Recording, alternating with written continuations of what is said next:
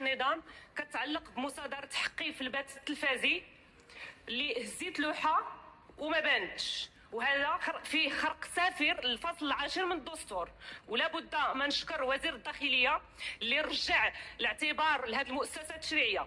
وقرار احالتي على لجنه الاخلاقيات من طرف رئيس مجلس النواب في جلسه مساءله رئيس الحكومه فيه تعدي على مقتضيات الدستور والشطط في استعمال السلطه.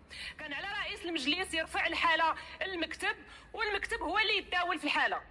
على عكس اللي دار السيد الرئيس هو انه حل الحاله لجنه الاخلاقيات، وهذا فيه خرق سافر الدستور الفصل 64 و70.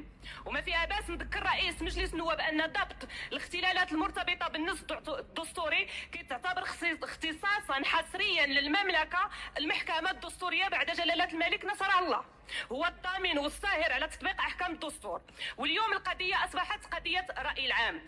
لهذا كان طالب رئيس المجلس باعتبار انتهت دقيقه ديال نقطه نظام.